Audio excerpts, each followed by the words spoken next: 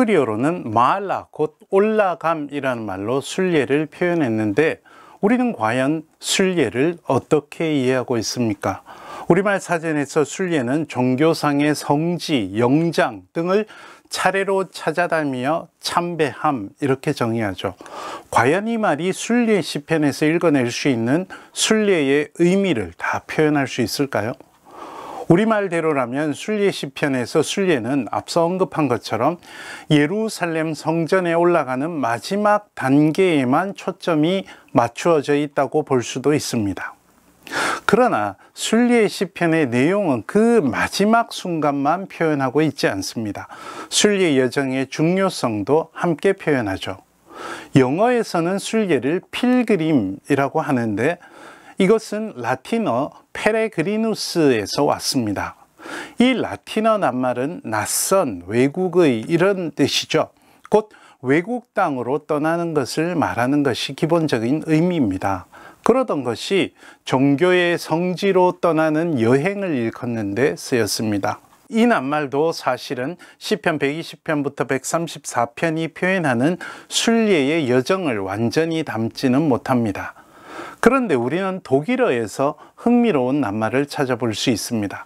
독일어로 순례는 Wallfahrt라고 합니다. 이 말은 Wall이라는 말과 Fahrt라는 두 낱말이 합성되어 있습니다. 뒤에 있는 낱말 Fahrt는 여정이라는 뜻입니다. 그러면 여기서 Wall이 무슨 뜻일까요? 이 낱말을 동사 발렌에서 왔다고 볼 수 있는데요. 이 동사는 원래 물결치다 라는 뜻이 있습니다. 그리고 일정한 방향으로 움직이다 라는 뜻도 있습니다. 물결은 출발점에서부터 마지막 점에 이르기까지 일정한 선형 파동으로 때로는 거세게 때로는 여리게 나아가죠. 그러니 물결은 출발점과 도착점만 말하지 않고 출발에서부터 도착까지 모든 과정을 다 생각하게 합니다. 또한 물결의 파동은 분명한 목적이 있죠. 그 목적을 향해서 분명히 나아갑니다. 시편 120편부터 134편 역시 이런 물결 같은 순례의 모습을 보여줍니다. 순례자는 분명히 예루살렘 성전이라는 목적지가 있습니다. 그 목적지는 물리적 성전이 있는 곳이라는 의미를 넘어서 여호와의 임재를 상징하죠. 그러니 순례의 목적은 여호와의 임재를 경험하는 것입니다. 그러나 순례 시편 모음집을 읽다 보면 순례의 과정 한순간 한순간에 순례자가 경험하는 하나님의 임재도 세심하게 그려져 있음을 알 수 있습니다. 마치 멈추지 않는 물결처럼 말이죠.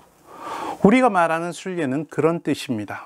이것은 물수제비 뜨듯 띄엄띄엄 건너뛰는 것과는 분명히 구분합니다. 여기서 한 걸음 더 나아갑시다. 우리네 삶도 어찌 보면 길 위에 있습니다.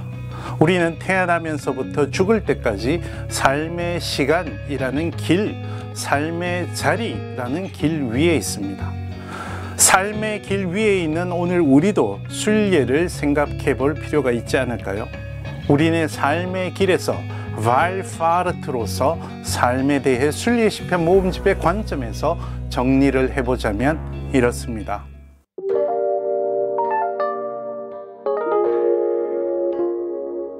먼저 순례는 정주가 아닙니다. 우리의 삶을 살아가면서 더할 것 없이 가진 것 같은 지금 순간에 모자람 없는 것 같은 삶의 자리에 만족하며 정주하는 것, 또는 그렇게 정주하기를 바라는 것은 순례의 시편이 말하는 순례와는 거리가 멉니다. 구약 성경에서는 그런 정주에서 떠나라고 엄중히 말합니다. 창세기 11장에서 하늘에 닿을 것 같은 바벨탑을 쌓은 사람들은 자신들이 가진 생각과 기술에 정주하려 했습니다. 그들은 결국 정주가 아니라 아무것도 이루지 못한 채 뿔뿔이 흩어지는 결과를 경험해야 했죠. 창세기 19장에서 롯의 아내도 소돔과 고모라의 쾌락에 정주하려 했지만 결국 소금 기둥으로 영영 고착되어 버렸습니다. 구약 성경은 모든 가치보다 우선하는 것을 향해 순례의 길을 떠나라고 명령합니다. 아브라함이 메소포타미아의 갈대아 우르에서 떠날 때 그러했습니다. 모세가 이집트 왕궁에서 히브리 노예들의 지도자로서 여정을 떠날 때도 그러했습니다. 그들은 어떤 뜻에서 순례의 여정을 나선 것입니다. 순례자들은 어떤 모양이 되었던 삶의 길에 머무르지 않는 사람들입니다. 순례 시편을 읽으면서 우리는 정주가 아닌 순례의 삶을 찾아야 할 것입니다. 둘째로 순례는 방황이 아닙니다. 떠난다고 다 좋은 것이 아닙니다.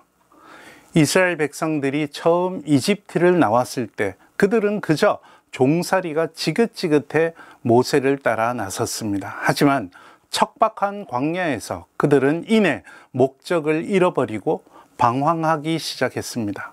차라리 이집트 종살이를 그리워하기도 했고 지도자 모세를 향해서 도전하기도 했으며 왔던 길을 되돌아가거나 성급하게 나갔다가 낭패를 보는 일을 40년이나 되풀이했습니다. 순례 시편을 사용했었을 순례자들은 예루살렘 성전, 곧 하나님의 임재를 경험하려는 분명한 목표가 있었습니다. 떠날 때는 분명한 목표가 있어야 합니다. 순례 시편 모음집에서 우리는 하나님의 임재의 경험을 통한 삶에 대한 새로운 이해라는 분명한 목표를 두고 그런 마음으로 삶을 이어나갈 힘과 지혜를 얻어야 할 것입니다. 더불어 순례는 단순한 목적지 도착을 넘어섭니다. 순례는 여정을 다 포함합니다. 물결이 출발점에서 목적지까지 선형으로 파동을 이어가듯 순례는 여정도 목적지만큼 중요합니다. 많은 기독교 신앙인들이 교회와 삶을 분리하죠. 그래서 무리를 일으키는 경우도 참 많이 봅니다. 그것은 절대 순례의 삶이라고 할 수 없을 것입니다. 시편 120편부터 134편을 꼼꼼히 읽어보면 순례자가 얼마나 세심하게 순례 여정 한순간 한순간에 하나님의 임재를 경험하려고 노력하는지 알 수 있습니다. 우리는 앞서 보셨던 그 남자를 따라가며 순례 시편을 읽습니다. 여기서 우리는 정주하려던 우리네 모습, 방황하던 우리네 모습을 찾아보려고 합니다. 그리고 우리네 삶 한순간 한순간을 얼마나 허무하게 놓쳐버렸는지도 찾아내려 합니다. 아침에 눈을 뜨면서부터 저녁에 눈을 감을 때까지, 심지어 잠자는 동안에도 섬세하게 하나님의 임재를 경험하는 영적 감수성을 일깨우는 순례를 경험해 보려고 노력할 것입니다. 그러기 위해서 우리는 순례 시편 순례자들의 눈을 따라가 보며 읽어보려고 합니다. 순례 시편 모음집에서 순례자는 주인공을 둘러싸고 여럿이 함께 여정을 이어가는 모습을 상상할 수 있는데, 그들이 순례 여정에서 무엇을 보는지, 누구를 만나는지 그들의 눈으로 시편의 세계를 함께 들여다보려고 합니다. 그리고 순례자들이 자신이 본 것을 가지고 어떻게 하나님의 임재를 깨달아 가는지를 세심하게 살피려 합니다. 그런 뒤에 우리 삶을, 그리고 우리가 서 있는 이 세상을 그 순례의 여정 위에 올려 놓을 수 있을 것입니다. 순례의 여정 위에서 우리 자신을 다시 발견하고 이 세상을 다시금 바라보고 그 가운데서 함께 계시는 하나님의 임재를 경험해보는 여정이 되기를 바라면서 이제 저와 함께 그 길을 나서보면 좋겠습니다. 오늘은 여기까지 말씀드리고 다음 시간부터 본격적으로 120편부터 순례를 이어나가도록 하겠습니다. 고맙습니다.